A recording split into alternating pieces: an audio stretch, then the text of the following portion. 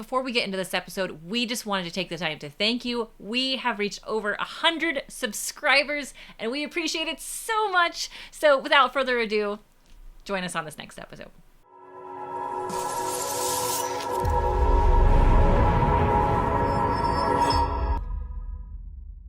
Hey everyone, and welcome back to Reading Crossbow. My name is Lana, and as always, this is my buddy Rob. Hey Lana, I'm excited to be talking to you again this week. I'm sure we have a lot to talk about with this book. We sure do. So, this was Rob's choice this month, and if you guys haven't joined us before, we each pick a book every month, and then we each read each other's book and give a halfway review. So last week I gave my half review, so go ahead and check that out. And today we're both getting to review it. So I know Rob's already heard my thoughts on my halfway, but I get to hear what he thinks about this book, and I'm super excited because this is one that I've actually had on my TBR for a long time. Yeah, and I mostly picked it because I was wandering around the bookstore and I saw the cover and was like, that is a really cool cover, and the name intrigues me, and that was almost the full depth of my decision making, honestly. That's about how it worked for me for Dragonfall this month, which I don't have that one sitting here, but yeah, same thing. Saw a cool cover and was like, yeah, I'm in. Except for this one, I know several friends that have read it. So yeah, I'm excited to hear what you have to say. Yeah. Hit me, let's go. All right, so just to give a general idea of what this book is about, this takes place in a unique fantasy world where the big bad of this world, which they call the Nameless One, is a giant dragon that rose up roughly 1,000 years ago and was basically going to bring about the end of the world as far as anyone was concerned. So a plucky band of heroes, mostly a single hero, but the hero might differ depending on which faction you listen to in the setting. But a hero arose and basically cast down the bad guy into binding them into a prison underneath the ocean. And since then, the last 1,000 years, multiple nations have kind of risen and grown, and now it's time for that big bad to wake back up. And the Nameless One is starting to send his minions and tentacles out, trying to come back, and a new band of plucky heroes need to stop him. So when I hear you say all that, I'm not sure we read the same book, because you say plucky band of explorers or whatnot and tentacles. So I didn't get tentacles, but there was some slippery, wet dragons, which I wasn't expecting. So I mean, I guess so. Tentacles in this wasn't literal. It was more of a euphemism for his minions. He actually has a total of 5 of these, what they call the Great Westerns, which are basically just fire-breathing dragons that basically serve him. And they're basically kind of arising before he wakes up. Yeah, that's about right. And there's all forms of different types of dragons, which is something that I've heard you talk about before. You actually brought it up when we read Fourth Wing, but I don't think I was as well versed in dragon kind as you are, because it was surprising to me to find out how many different dragon types were in this book. It was super cool. So anybody who likes dragons, I think, would find the sheer amount of dragons and dragon kind interesting in this. Okay. So I guess if we're going to just get started, I always like to ask the question, what kind of media property, whether it's a book or movie or TV show, would you use to kind of describe, to kind of give someone a feeling of what reading this book might be like?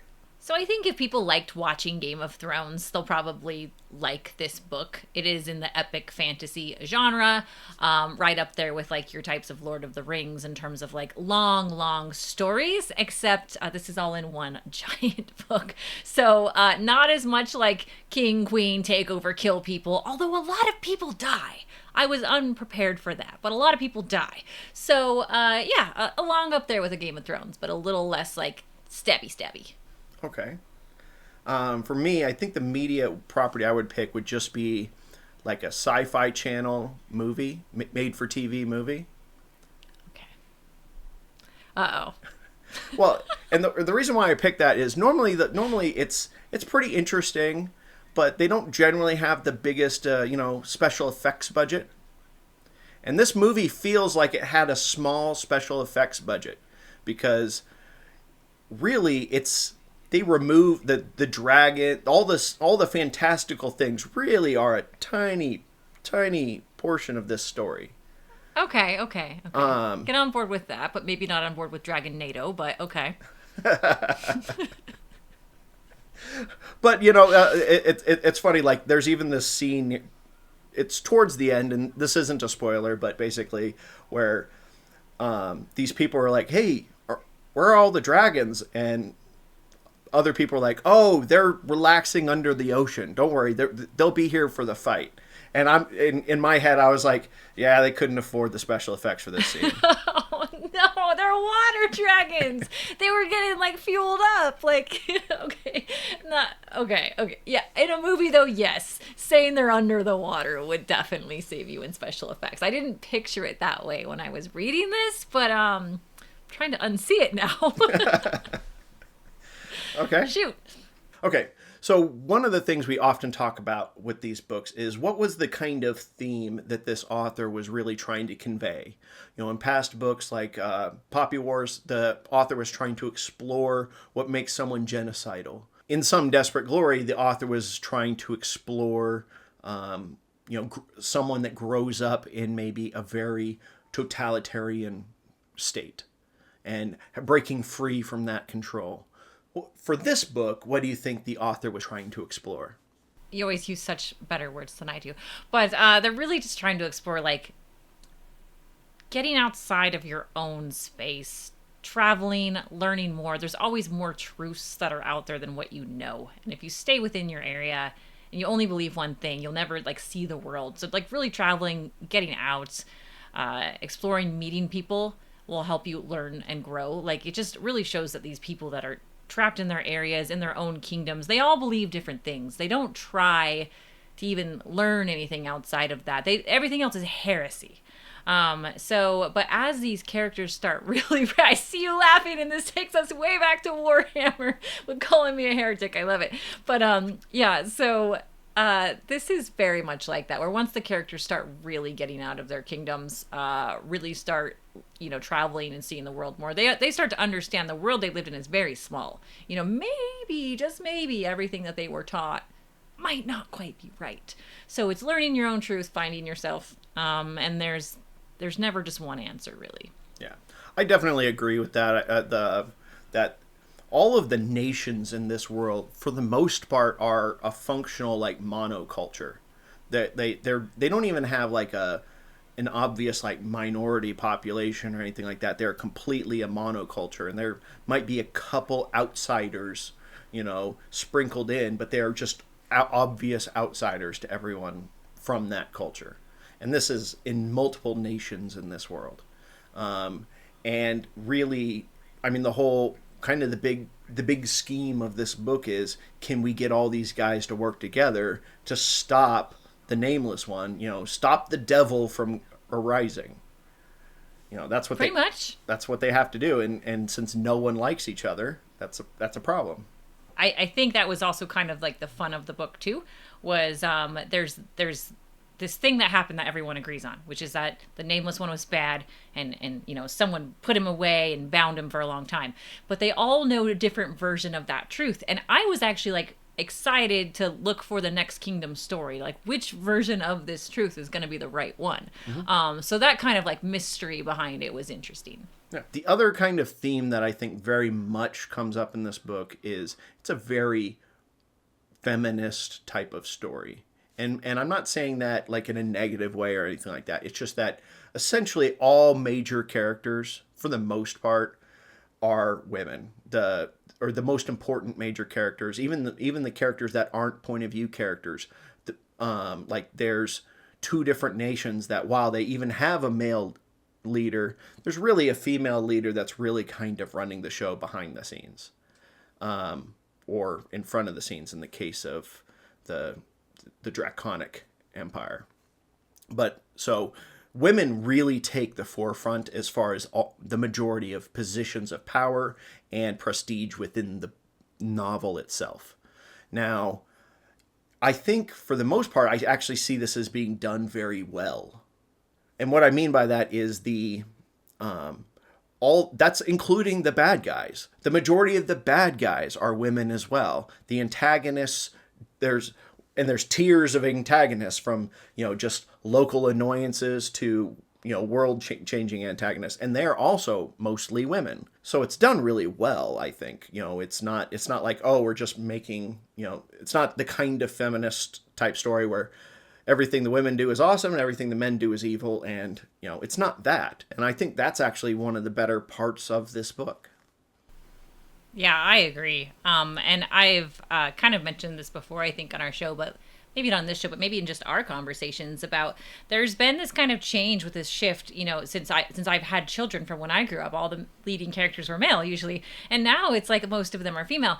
But I really don't like, especially like Disney tends to do this, where the female character, the male character is made to look dumb or stupid to make the female character look stronger, rather than just like, hey, can't that female character just be strong, and cool, without having to put down the masculine figures in the book or the movie. And so that's what this did really well, and it did it in a different way from what we got from A Sword of Bronze and Ashes last month, which we also got this very feminine kind of book, but we got it in a way that was like very real, because there was like body odors and she was on her period and cool stuff. And this, I felt like, wasn't screaming it in your face either. It was just balanced, really well done.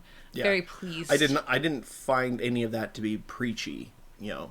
I would find that to be annoying. So it wasn't that. And so while feminist was a theme, it was done well.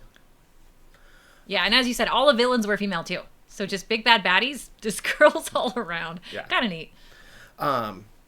So let's talk about the characters. Did you have a particular maybe favorite character, or one maybe you identified with the most? So I mentioned this in my halfway, because this kind of surprised me. So there's like two main characters for me that stood out that I like. Tane, she's this like student going to a military school. She's studying to be a dragon rider, which is a theme we've seen a lot on this show. And then there's Iad, who's basically this, she's actually part of the Priory, which is essentially this like female group of skilled warriors that are meant to protect this magic source. And without being like too spoilery, it says this in the first few chapters. I think it's fine. Actually, maybe even the second chapter. She is part of the court to protect the Queen of Innis. So they have both very cool backstories, very interesting, but the book leads with Tane. So I thought Tane was going to play a bigger part in the story, and she absolutely does, but I didn't get to that in my halfway. It took more into the other half of the book. So I got really into this first character who comes from a humble beginnings, has to work really hard in her school, is doing her best to outbest everyone so she can get a place in this like exclusive military group, like the highest of the highest, the Dragon Riders. I loved her story, and I didn't get her story for a really long time. So, and that's just because the book's massive and there's so many characters. So I wasn't too surprised. I'm glad she came back. And then she goes through a lot. She goes through a ton in terms of her development in the story. Although I don't know that I'd call it growth, really, with her, but no. Just development. She really doesn't learn a lesson or anything like that. She doesn't have a lot of personal growth. No. She stays consistent. But she has a lot of trials. Trials is a great word. Plus she has a dragon, so that's when we get like dragons in the story more is with her. And I love dragons in the story. And then was Iad. So like the story of this like kind of badass priestess, not priestess, but I mean sort of sorceress, if you will, in disguise, who would normally have some not bad intentions, but she's there for a certain purpose, and that purpose kind of changes over time. So I found Iad very interesting. Okay. Yeah, I agree. Those would essentially, there's 4 point of view characters. You mentioned just 2 of them, and those would be my 2 as well. I found it actually kind of interesting, though, that both of them are orphaned child soldiers, like raised as child soldiers. And I found that to be an interesting setup for those two, because the other two are not, they're not warriors. One is just a, kind of a diplomatic, noble type of character, and the other one is a scholar, a pretty shady one at that. And I actually honestly felt that the other two, the two, and they did happen to be the male characters, I felt that their stories really didn't add as much to this book as the two that you mentioned. I think for the most part, I almost could have pulled all of their chapters out of this book and just summarized what happened since last time we saw them when they run into another character. And it would have shrunk the book a bit, and it also would have just moved the story along, because really Iad and Tane were the ones you were really waiting for. I especially like Tane. She starts off the book as this like wizard ninja vigilante, like slaying these assassins coming after the queen, but she can't let anyone know that she has like superpower. So she's killing them and then running away, and then be like, I don't know what you're talking about. I found that to be very entertaining. So yeah, good characters in this story. We usually go into it a bit more when we read the book, but overall the secondary characters were done really well.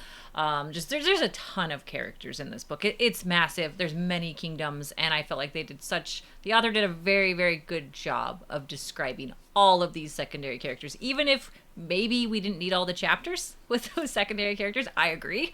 I felt like they were a bonus just to get the other characters that came from those chapters. Like one of those that you were talking about, Loth, actually, he's a soldier. His journeys take him to like the Draconic kingdom, and I found the queen, or sort of acting queen of that kingdom, very interesting to me. And I actually, Donmata, she was really interesting. Yeah, I could have had a chapter of her, and we didn't. And I almost wish we could have like seen the chapter from her point of view. But then I guess they needed some male chapters. But yeah, seeing her story would have been neat. But yeah, great characters all around, in my opinion. Okay. Yeah, so let's talk about the setting of the book. Like I said, this does take place on its own world. And did you find this setting to be particularly unique or interesting? Or was there original things that really stood out to you? I did find it super interesting because it was so vast, and my mind kept going back to actually like a Game of Thrones. When you're traveling to the north, like there's the great big north wall. When you're traveling to the south, you get the gardens and the heat and just like the beauty of the world. I kind of pictured some of these kingdoms like that in my mind because they were so far apart.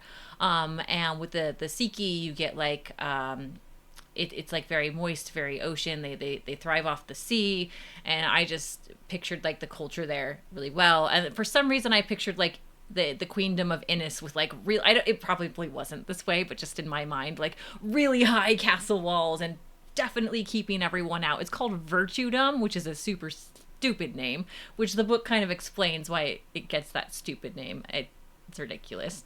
And so I picture like something called Virtudom being like nobody in. And then like it describes other settings, like a really long desert that's very difficult to cross, like not an aisle, but like a road of tradesmen as you're traveling. The Priory, I picture in my mind as lush and beautiful. And then like this kind of rocky, almost crater, if you will, sheltering this tree. So like, I picture the setting done very well in my mind. And I don't think of it as like, it's definitely its own world to me. Didn't mimic ours when I was reading it. But yeah, I loved the setting. I loved every time, despite having to keep up with the characters and their stories, which was exhausting. But I loved every time switching scenery. Yeah. So just to give a general idea, this world is set up in an east and west. In fact, that's what they're called. And in the west, there's a kind of a north, a west, and a south part of the continent, and then the east is just a single east. Well, in the west, you have. So I did read into like that there was these are very closely related to real world places. Like the west, the Innis is very much England. That one of their neighbors is very much Scandinavian type countries. It's very icy and cold. To the south of the England type country, there's a place where just by the names of things gives you a very Spanish kind of feel. There's a mercantile kingdom, which feels very maybe Portuguese or Netherlands type of vibe. And then on the other side of the ocean, you have basically an equivalent of Japan and an equivalent of China. So on one hand, it makes it very easy to kind of, for me, to pick up on those tropes and be like, oh, yeah, it totally makes sense. So the Japan thing, it has a warlord that, and they're very isolationist. There's only one little pocket where a specific set of foreigners are allowed to be. And so all of these places very much felt like the real world to me as far as like the design of the setting. For me, the setting, it didn't feel particularly original or special. But the one part that was really neat is the abyss.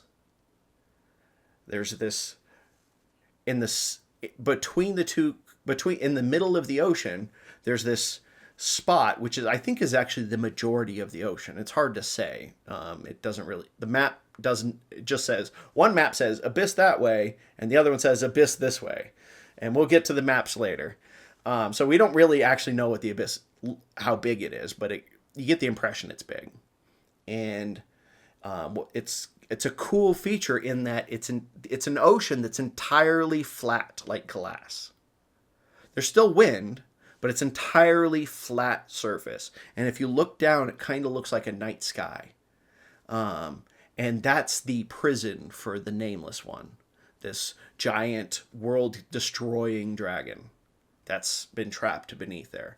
And I don't think I've really seen that before. That's a really neat element. But the rest of the setting, I didn't get much out of the setting myself.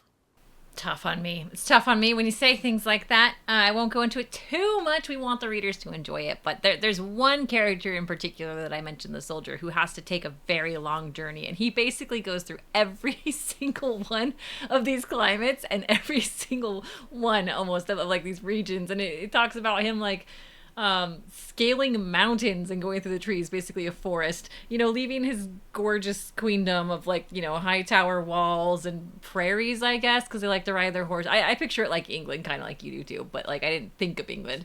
And then he has to go across deserts. At one point he takes one of those wild beasts that we talk about. It's a long journey and we see different things. So I remembered all of that. Like, and I just pictured that journey in my mind. Okay. And then he gets to draconic territory, where it's like a wasteland, where it used to be lavender fields and beauty, and then the dragons take over this area and like lay waste, and so then you get like volcanoes and earthquakes that weren't there before and lava fields. So I feel it was described very well, but okay. Each their own. Now, this is a fantasy book, so let's talk about the magic of this book. That includes fantastical creatures like dragons and wyverns and so forth. As well as the actual magic system or systems as they exist in the setting. Why don't you tell me about them and how did you feel? So magic is something that we get into a lot. It's limited in a lot of books in terms of how people use it. We don't see a lot of originality that much anymore. Divine magic, elemental magic, mage, sorcery type of spell casty, and what are they called? Runes type of magic. Or magic that exists and chaos magic, but like I don't feel like we get it done well often. My book next month though, I think it is, but for this book we really see a lot of focus on what I'm going to call elemental magic. There's really two different forms. There's like a form from the earth, Sidon, or that's drawn from the earth, and then there's a form from the skies, and it's Starin, I believe. And without trying to be too spoilery, I think we can talk about those things. There's even a page a bit that shows, we won't cover this too much in the map, so I think it's okay to show now, two different types of dragons even, and it kind of shows the magic and the fireballs next to it, sort of. It's like a yin and yang, if you will, and one can kind of cancel the other. So nothing new there. But what felt new in this book, and that I did think was different, is that, this is called the Priory of the Orange Tree. So the Priory is the group that protects this orange tree. And this orange tree bears fruit, so the roots pull from the earth, right? And the magic is in the fruit. So if you eat from this fruit, like if you're able to eat from this fruit, not everyone can, then you can draw that source of magic. And the tree limits the power of the fruit by choosing who it can gift it to. So you can't just pluck an orange off and have it. So it's interesting points there for doing something different. I haven't seen that before. But in terms of how the mages or sorcerers, they're called different things throughout the book, how they use it is nothing different. And this magic can be imbued. So you can take this Sidon or this Starin and you can imbue it into certain objects. So stones come into play, some weapons that have this magic in them. So yeah, it did not reinvent the wheel for me. But I think the trees, actually, there's more than one, but this is the primary one in the book. Added something different, something interesting to the story. But yeah, I wasn't, it was all right. Yeah, the tree functions as a imagine a tree, and it's basically, instead of fruit, it has a bunch of vials, mana vials from Diablo, and basically you get one, you drink it or eat it in this case, and boom, you got some magic. And when you run out, you're out of magic, and you have to go get another orange and recharge. So it does make the magic extremely limited, especially because the Priory of the Orange Tree is a secret society that doesn't like outsiders to even know that they exist. Yeah. So it's that very much just hard limits the amount of spell casting in this world. And even the spellcaster that we have in the story, she isn't able to. She does a lot of small things, but nothing. It's not too dramatic because she really has to conserve her pool of mana, as it were. Yeah. Now, as far as she operates. Yeah. She operates for a good part of the book on low reserves. Yeah. Because as we mentioned in the beginning, she's kind of sort of undercover in this castle, and she's there for 8 or 9 years. So she's keeping her magic level. She's not using it really. She puts up some words, a couple small things, but she's reserving it. Yeah. Now, as far as the other fantastical things, we have 2 different families of dragons, and they're associated with the different forms of magic. One, the Great Westerns, or basically your traditional Western fire-breathing winged dragon. They're unabashedly evil and want to destroy and burn everything. Whereas the Eastern dragons, they even describe in the book, they don't even get wings till they're 2,000 years old. But they can still fly without wings. They just fly because they have this, what they call the crown, which I think is more almost like fin, a fin thing on their head. But that's what allows them to fly, because reasons. But it looks very much like a traditional Chinese, celestial dragon, which I like. That's pretty cool. They're water-based dragons.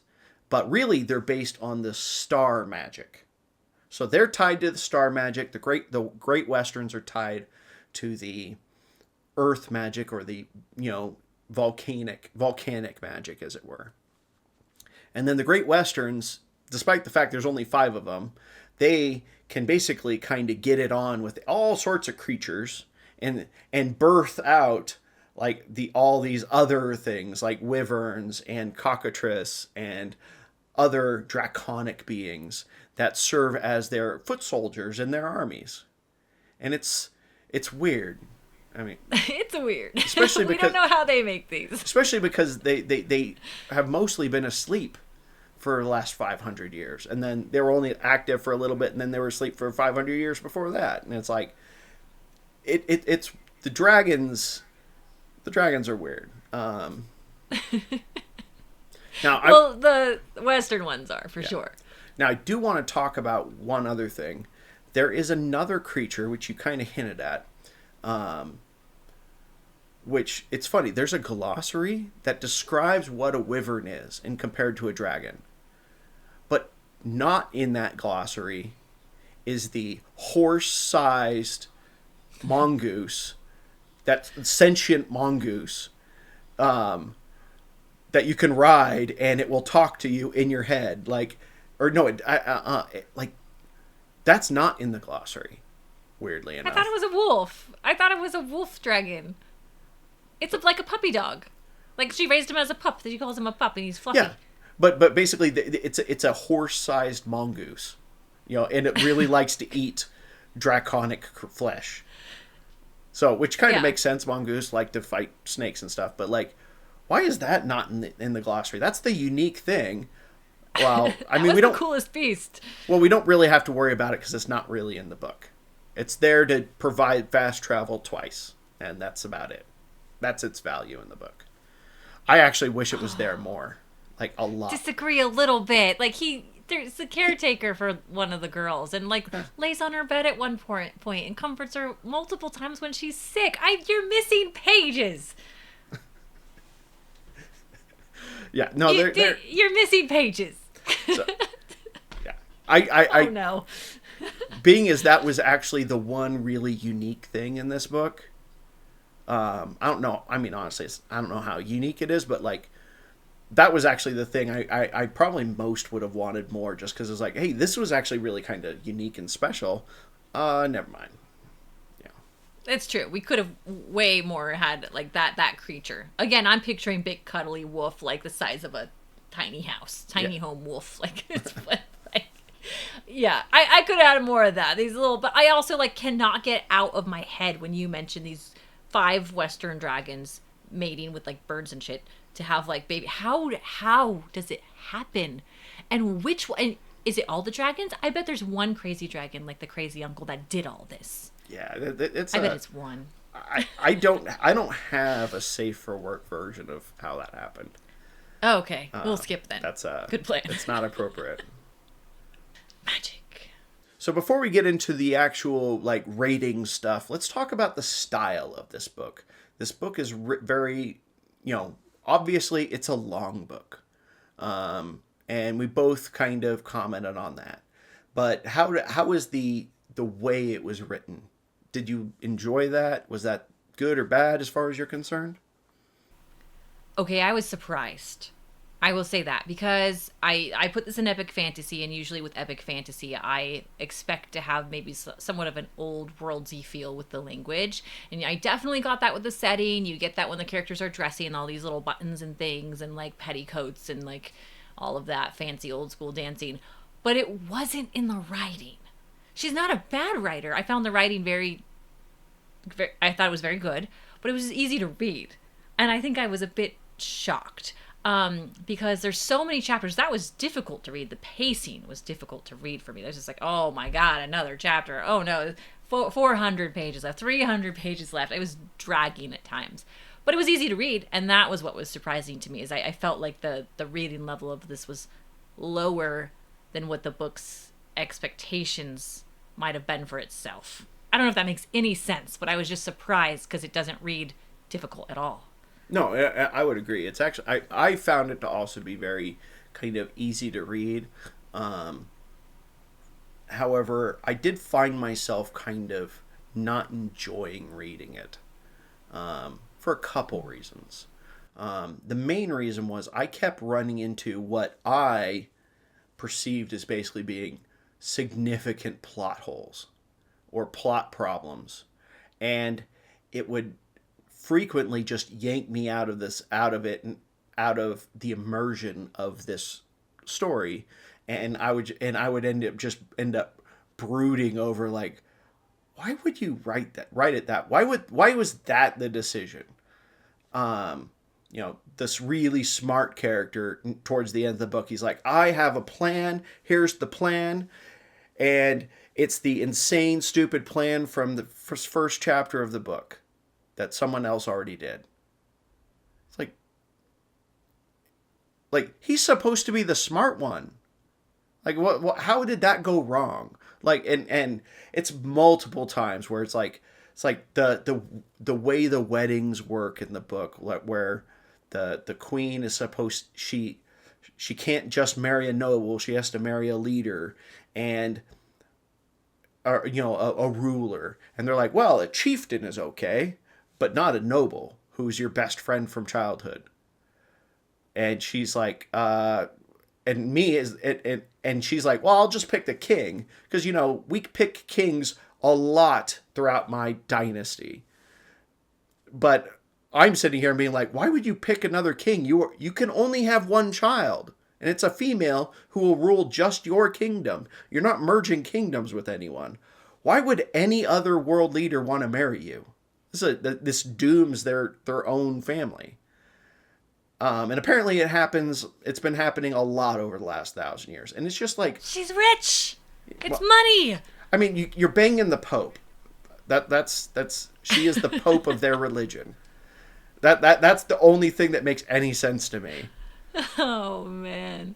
Wow, you're dogging on some of this, aren't you? So I struggled with this book. I just found, like, the plot itself frustrated me intensely. However, I would agree that it was generally easy to read. I just hated every moment of it.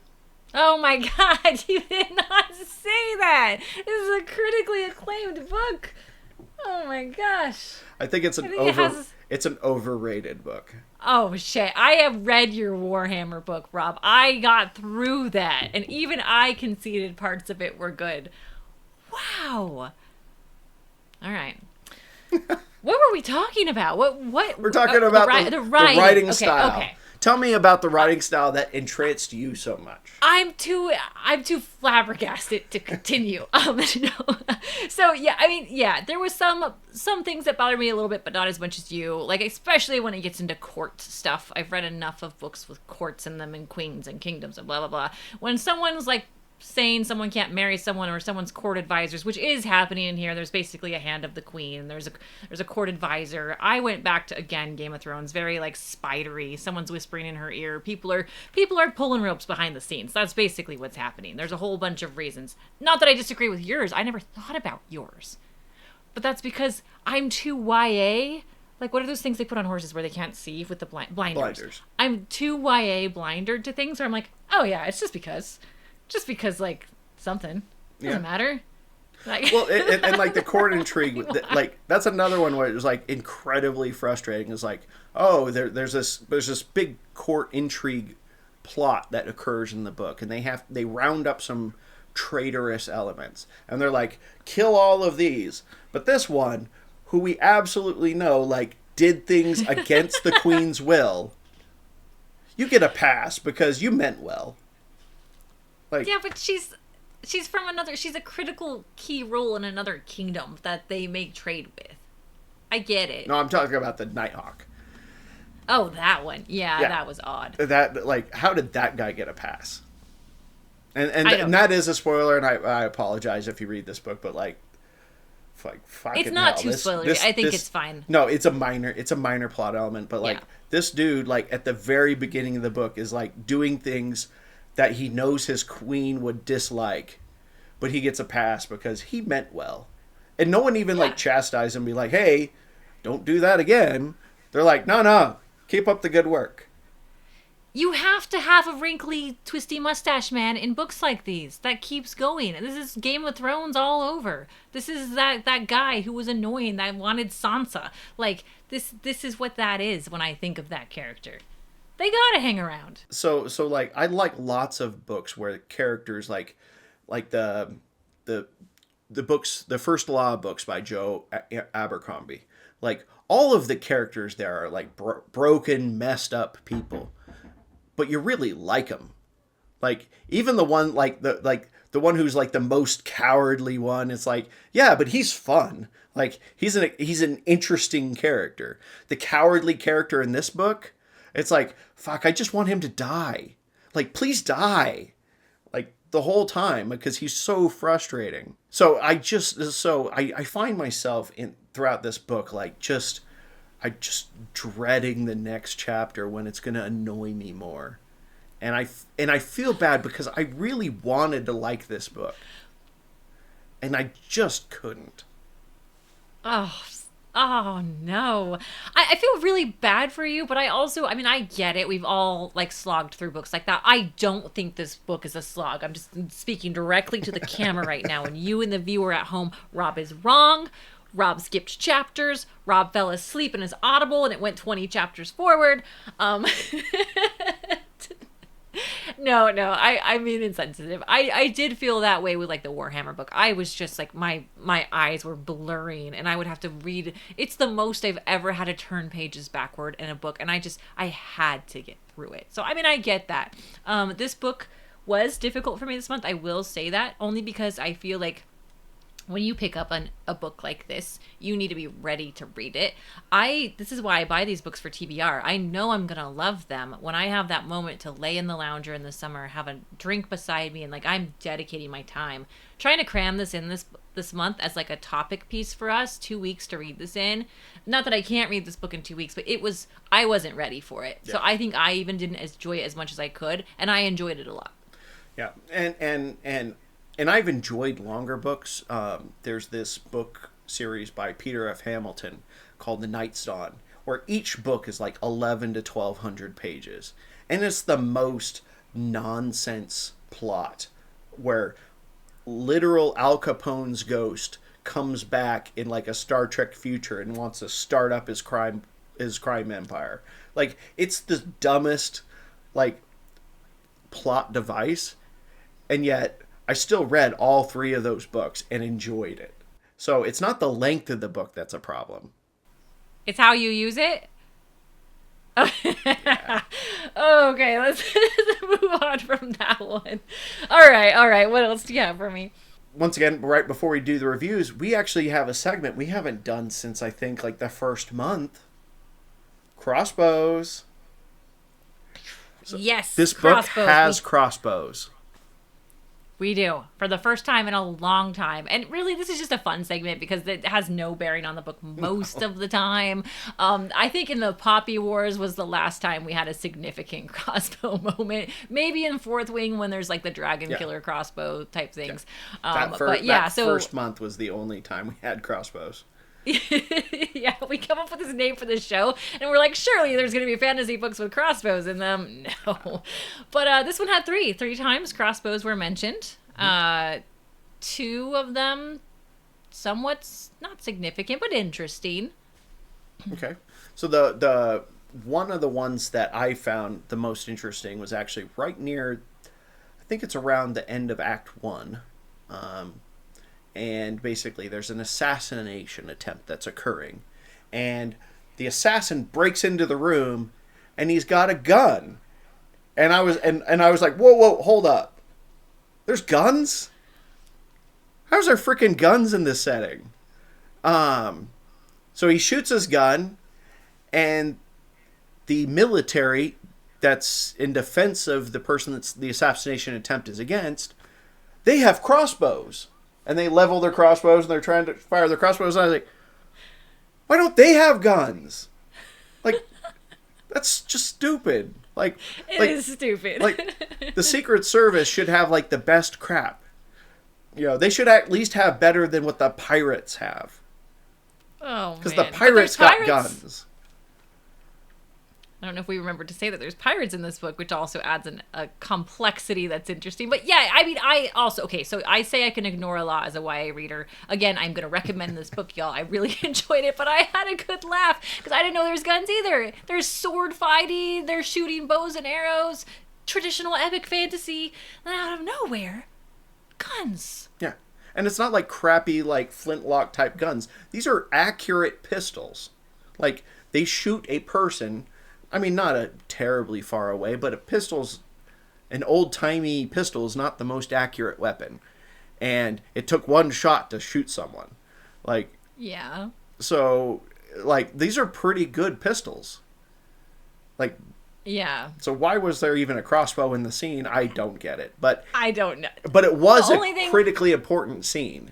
Like, it was. Like a game-changing scene. And then you also wanted to talk about one of the other crossbow scenes? Yeah, one more, but then I also have to say, just plausible, just because we should have plausible. These regions are so separated, they do keep each other out. Maybe one of them developed guns, and then maybe a traveler on the road. I'm just trying to find a reason, okay? It wouldn't hold up in court. But okay, the other moment that was somewhat significant with the crossbows is there's the massive fight. We're getting towards the end without being spoilery. Big massive fight. We got humans, we got dragon kind, we got the Westerner dragons, the Easterner dragons, and it is just a crazy fight. They're in the sky and the sea, and everyone's fighting. And at one point, like this big, I think it's a high Westerner's like coming over a ship, and someone says something like basically like, "Oh, get your something," and someone like pulls out their crossbow, and I'm thinking it's gonna be a dragon killer, like what we've seen from Fourth Wing. Like I'm thinking like they're ballista. Gonna go get. The ones they have in towers to kill a dragon, but maybe it's mounted on like one of the masts or something. And this guy comes around the corner with his little crossbow, and it's said many times in this book, like you gotta hit a scale just right. Like dragon armor is like you can't penetrate it. There's all sorts of things. Like you have to be one of these Priory girls, or you have to have magic or something. You can't kill a dragon. Yeah, and this guy's like, I'm gonna get you. Yeah, they very clearly say, like, the weak spot is 12 scales down from the chin, or whatever, like, some nonsense like that. And it's like, some dude with a crossbow, like, tracking it on a boat that's floating in the ocean. Oh, yeah. And they are in the abyss. It's glass. Well, it might be. It depends on the time. I'm not sure. So, I mean, the crossbow moments in this book were a bit silly, but I was glad we had them. Okay, so on our very weak crossbow scale, how would you rate this? 1 is it had no impact on the plot. 5, it had critical impact on the plot. 2. I'd give it at least I would say a 4. And here's my reasoning for 4. It was in 2 of the most pivotal scenes in the book. Okay. Just by being present. I mean, it's not really that important, but it's present. No. Okay, I'll give it a 3. You're right. This is you've talked me up. All right. All right. Well, the next one is the maps. Show me the map. Yeah, let's show me the map. We know I'm very critical of my maps. Yes, you are. And we haven't had a good map in a long time. And actually, both of our books this month have maps. We're going to pull that up for you. We're going to look at ours as reference. There's actually 2 maps this time. One's a double pager. Ooh. And then, does that count as almost 3? And then there's another one. So, and we also have, just so we mention it, then there's also what I mentioned earlier with the dragons that are drawn. They try to draw these Eastern dragons, the Western, and then they try to draw like, I don't want to say what it is, but references for magic in the book. It's stylistic. It's like a stylistic representation. So you have like a fireball and a comet, like, and a pearl. Like these dragons make 1 pearl each, which is something kind of cool to the story. Yeah. So it doesn't no meaning to it though. But and then in the very back of the book, we haven't had a lot of this, but it's kind of makes sense for a big epic fantasy. There's a glossary. There's also there's a list of characters, and there's a timeline where it basically talks about mostly stuff from the past. And it says, at 999 years ago, this happened. And, 503 years ago this happened, that kind of thing. So it does have a lot of supplemental materials. Do you feel like you referenced them much as you read this book? Were they helpful? I wished I got really excited about this, but I didn't find that I needed to reference them at all, except for maybe twice when a character came up that I'd kind of forgotten about. I'm like, who is that again? And I looked it up and it was inconsequential. Like, I looked him up for no reason. And then probably the only other time that I needed it was there's this moment where they fall. This little girl falls into like a little hole in the ground. It's like a tunnel that leads to something kind of cool. And I thought it was created by draconic creatures, one of these like hybrid dragons. And so I thought that was kind of cool, the name that they had for it. And I looked it up. This is like, I only looked up things like 3 times. Looked it up and it's a bunny rabbit. And I was like, oh no, perfect opportunity to use one of these draconic creatures, and we have a bunny hole, but okay. But yeah, I mean, it was cool that it was put in there, but no, I didn't really use it. Yeah, the only times I used it mostly was with the big travel moments, mostly with the story of Loth. Oh, actually, almost exclusively with Loth. So basically following his path from Innis down to the Priory, and then his escape from the Priory. And then later on, when he headed towards the east, and he missed a continent, I point that out, he completely missed the continent and crashed on the island at the very bottom of the map when he was trying to go to the nation at the top of the map. Like, I'm not sure how he missed that badly, but they don't travel to other countries, remember? Yeah. They're isolated. It's hard. They're bad at traveling. The pirates. Actually, the pirates are bad at traveling. The pirates are the only ones that actually cross the ocean. Yeah. Yeah. So, stylistically, this map, it looks like a very traditional fantasy map. It has some mountain ranges, and, some stylized water and islands and stuff. For the most part, and then it also has like some heraldry for the nations. Each nation kind of has a little heraldry symbol in the water next to the nation. I don't know. What do you like? Did you like these maps? Well, I wanted to love these maps. I really did. Like, this cover's beautiful. This book's beautiful. Maps are beautiful. I got so excited reading into it. And then I hear you say words like heraldry symbol. And I realize I could be really, really dumb. I don't know, but I had a hard time in the beginning. I stared at this and couldn't figure it out because there's so many freaking kingdoms. On this one page, which we have pulled up, there's 1, 2, 3, 4, 5, 6 kingdoms plus the abyss. And it's one tiny, what looks like an island. And I didn't notice for the longest time, I was at least halfway through the book, that the tiny little white dots are separating the kingdoms. And actually, if you look at this kingdom, I have a hard time finding where all 6 of them are, even now. Where are they? So I thought that some of these heraldry symbols, as you say, meant like it's that way. Like, go that way. So I was legit like turning the page like, but where is it? I'm getting 2 more symbols over here. And the 3rd page of maps, or the 2nd page if you don't count it as a double, is very clearly laid. Like, I get it. There's Siki and there's the Empire of the 12 Lakes. But I struggled to identify places other than what was clearly laid out on the actual continent itself. Like, I love that I could find the Priory. Easy. I knew where the Queendom of Innis was. That one was pretty easy because of Ascalon. They say Ascalon a lot. So, like, as in terms of the map itself, like the continent, I think a good job was done identifying. Like, you even see the mountains that I talked about Loth crossing. But I struggled. I couldn't identify where all these places were very well. Yeah. Is there 6? What? Is there 6? Am I missing it? 1, 2. They're all there. Oh, okay. They're all there if you count like the islands like above. Well, like Hroth is that's the Scandinavian country. That's the place to the north. Way up high. Yeah. I don't know. So it was all right. So if you were to give these maps and maybe even their supplements a rating, what would you give it? So in other books, the supplements bumped up the rating for me.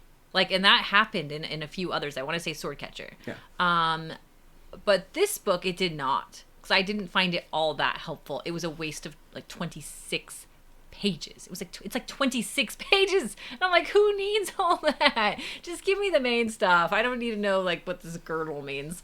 But anyway, it's an interesting ad. Not enough to bump it. The map is cool. It's interesting. I like that there's a lot of it, but it didn't help me a ton. I'm gonna have to give it a 3. Yeah, I think the maps were. I like the map. There's no problems with the map. It describes the setting well. They're and I agree that I didn't really reference the maps or the reference material at the back at all. The whole reference where it talked about the characters, the character reference chapter area, I actually found to be frustrating because when the one time I went to look at it, mostly at the end of the book, because I was like, oh, let me get some character names so I can take some notes. And yeah, they're not in there in alphabetical order. Oh, right, they're not. They're in there by region, whether they're dead or alive at the start of the book.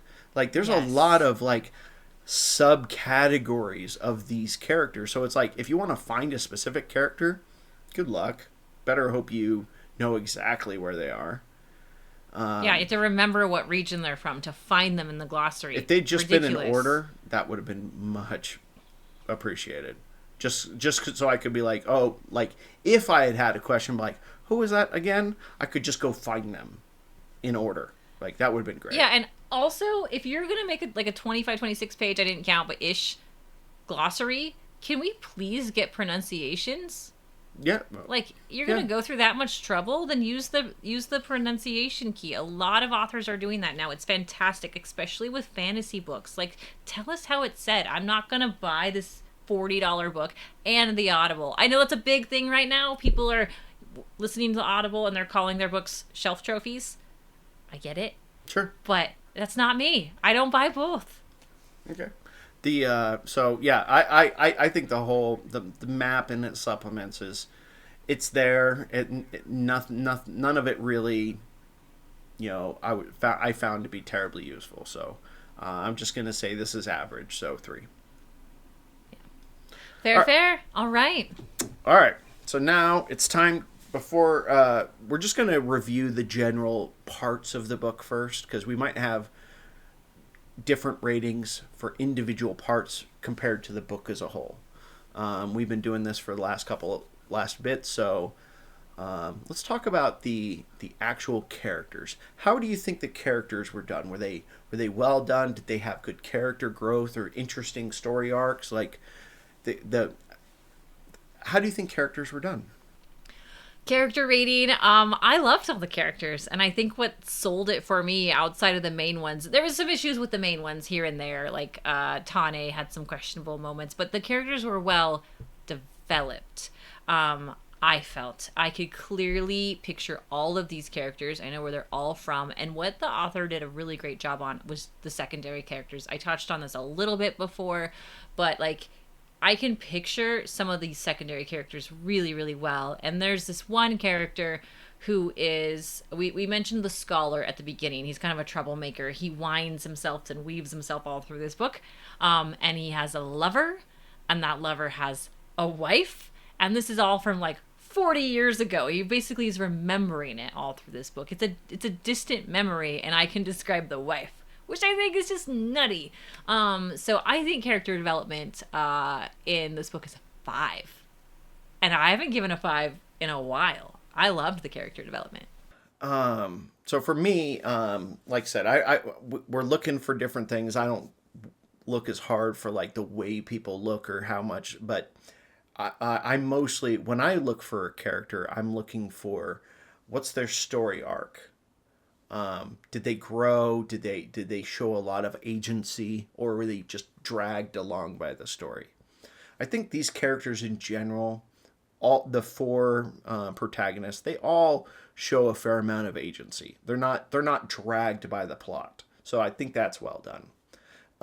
None of them, I think, particularly really grow as characters. They go through some trials and like overcome some challenges, but they don't really meaningfully change as characters. So there wasn't any really moments where it's like, oh, they had a very special episode where they learned a very important lesson and grow as a human being. None of them really have that. There's some kind of at the very end, like last pages, there's some, hammered in like, oh, we're gonna try to redeem one of do some character redemption here, but that's about it, and it's half-assed at that. But so I don't know. I would put these characters, because of their lack of growth, they do have agency, so they're not bad. I love that characters have agency, so I'm gonna put these just in the middle. They're threes. They're not amazing, but they're not bad. Okay. Fair. Right. I guess I don't look for growth much. Yeah, I just like characters. I don't look for that, and maybe it's something I should start looking for. But when I'm thinking even back to some Lord of the Rings characters, like main characters, a lot of them don't grow either. Yeah, but I don't think this is Lord of the Rings. So it is not Lord of the Rings. So let's true. So without trying to rebut that, let's just move on to the setting. How do you feel about the setting itself?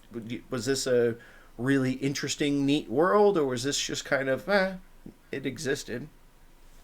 So you're gonna think I'm being too nice, but 5 again. I loved the setting. It was very Game of Thrones-ish for me. I loved the glacial areas. I loved the deserts. I pictured it all. I thought it was fantastic. I don't relate, and maybe this helps me. I don't relate to thinking England. I don't relate to thinking China. Yes, absolutely. There's. I mean, the art even looks Chinese on the cover. And then there's in Tanya, her chapters when she's like going through this military school, like she's like fastening buttons and like on a side panel of like it's very like Chinese or Japanese culture, and it's so interesting. I'm not exactly sure where they are, but I try not to relate it to that country. It's easier for me to think like the author borrowed from that culture. Okay. And I think that helps. But 5, okay, beautiful. So for me, I find the setting, there's a few unique elements. Its use, from my point of view, of existing real world nations and stuff, does have a benefit in that it helped me understand what these were supposed to represent, these different countries and stuff. It helped me slip in and understand those much faster. It's like a cheat code to get me to the destination a little bit faster, and that's cool. It's not particularly memorable to me. The memorable parts was like the abyss and the existence of the trees. The trees were really a unique element, and the abyss was unique. The rest of it, I could have not. Nothing really stood out to me, so I'm gonna say this is a 2. We're going to find a book you like. We're going to find a book you like where we have a 5. Have you given a 5 yet? I'm the only one who's given a 5 to a book. Which book had a 5? Some Desperate Glory. Oh, God. Okay. All right. Twitple. Okay. All right. So moving on. So the next part of the thing we're going to do a review on is just the magic. Like, if we can evaluate a magic world, this is fantasy. Magic is part of the definition of fantasy. How would you rate this as far as a fantasy world, or the magic itself? That includes the fantastical elements like dragons and wyverns and stuff. Okay. Man, that's tough because the magic for me is really low. I like that it was balanced, like just the magic, not fantastical elements like dragons. Dragons to me is always high. I love the dragons. And I'm gonna get 5s from dragons. There's wyverns. That's amazing. I pick up every dragon book cover. I'm not gonna object to that. Yeah, that wins. But the magic, didn't push boundaries. And I don't think every book has to. Someone's going to get in the comics and be like, well, every book can't push boundaries. It'll get weird. And people start... Because you could also do magic really well. But, like, I just felt like it was a little bit boring.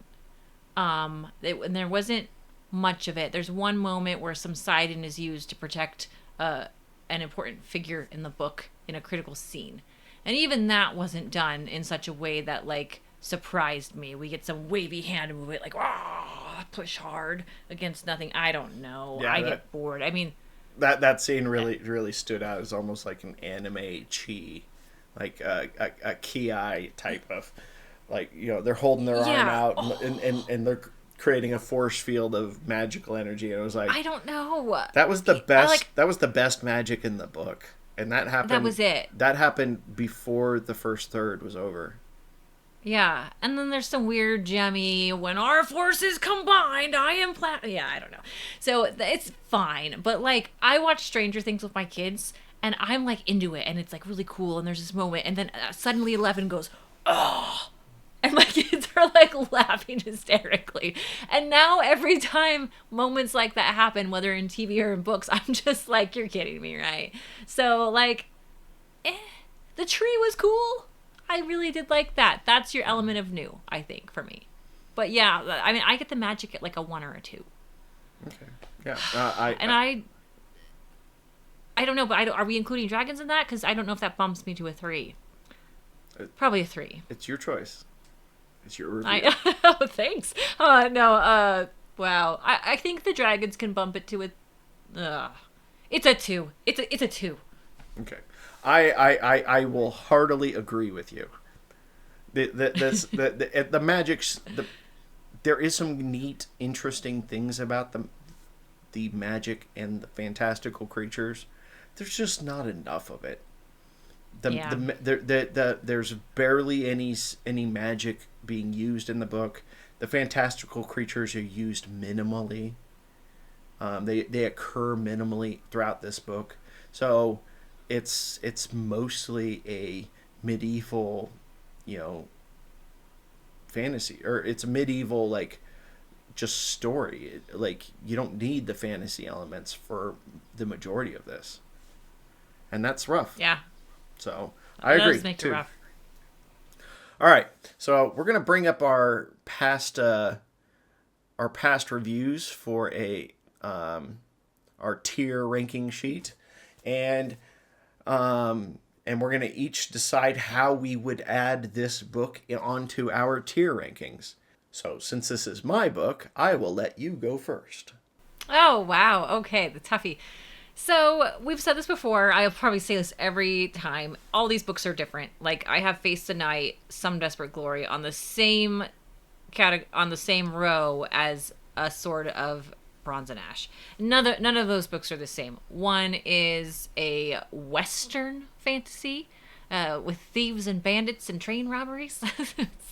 And one is like a lyrical, mythical, almost like Greek god throwback, and one's a space opera. So they don't relate. They can't compare, but, like, you shouldn't compare them necessarily on the same row. So I just wanted to let the audience know that. So this is is a 5 on so many levels. Characters, setting for me, 5. The magic was crap though. But that 5 and the 2 doesn't make it a 3 for me, because we go over this a lot. Do we want to read the next ones? There's a companion book to this. That's a good question. Before we do that, let's I like asking that question. Would you read the sequel? Okay. We already know, because you posted on the community tab, that you already bought the sequel. Are you rearing to go to read that second one? I'm not rearing. But because I said earlier, I have to be in the right mind space to take on a giant book. I can't be in sports with the kids. I can't do any of that. My life has to be able to be in a time when I can read it. And I don't know when that's going to be. So I'm not chomping. Whereas after Fourth Wing, I had to read the next one, Iron Flame. And I think I read it in a day and a half. So no. But yes, I think people should pick up this book. I think that people would like this book. I don't know what you were doing when you read this book, but I think people should read this book, and I'm going to read the companion book. So because of that, this goes up there with like a fourth wing for me. I am interested in the characters. I'm interested in what happens next. I want to know, and actually I believe it's a prequel kind of. So, but I'm curious about the whole kingdoms. I could read more. Okay. This makes it a 4 for me. That's your review?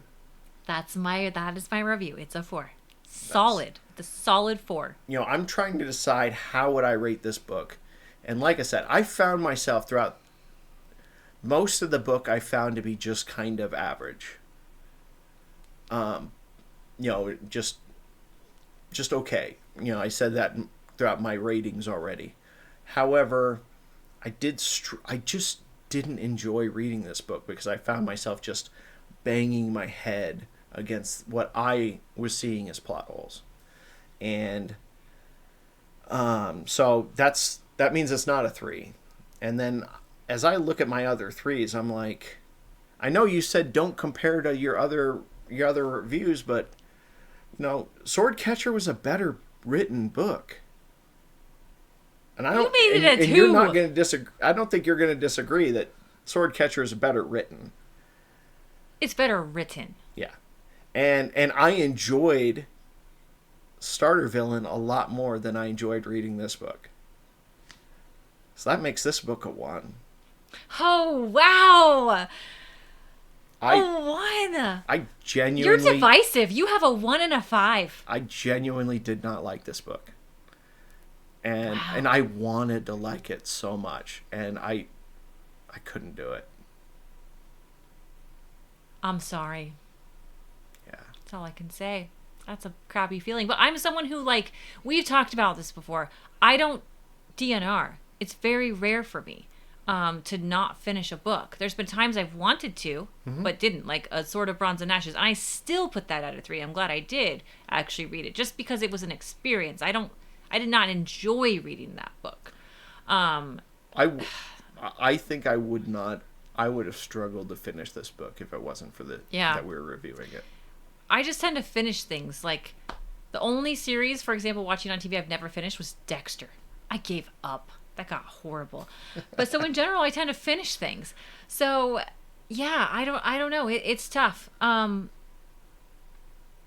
I'm gonna keep it at a 4 just because I think it's hard, and a lot of respect level too, to write books this fast. And I think the author did a good job with the world building. I think it should have been 2 books or 3. It was much too long. I almost feel like you might have liked it more if this was built down into 3 separate. This has 5 parts, by the way. We didn't talk about 6. The parts. 6. There's 6 parts to it. Yeah. So this when I said Act books. 1, that was the first 2 parts. Yeah, good Lord. And so, like, I think I was able to I'm fine with that, but really it should have been different books. And if the author concentrated on those sections and did them well, I think the stories would hold up better. Might have. Who knows? Yeah. 4 for me, 1 for you. Yeah. So, and while you might have said before that the Warhammer was the most divisive that we were going to be, it turns out it's an orange tree. Oh, wow. I still like oranges. So make sure you come back next week. I'm going to be doing my midway review on Dragonfall by L.R. Lamb. And I've already started kind of reading it. And actually, I'm really jealous that I didn't pick this book, because you should turn it next week. And I hope I will be able to give you an idea of what this book is like. Well, I haven't started that book yet, but I'm super excited, especially when you say that you're really getting into it so far. So tune in next week. Rob is going to do his halfway review on Dragonfall. But first, thank you for liking and subscribing and supporting our content. Make sure to join the Discord if you haven't yet, so you can follow up on all these book conversations, and also to tell Rob that he was wrong about the Priory of the Orange, right? Come at me, bro. Yeah. So see you guys. We'll see you next time. Thank you.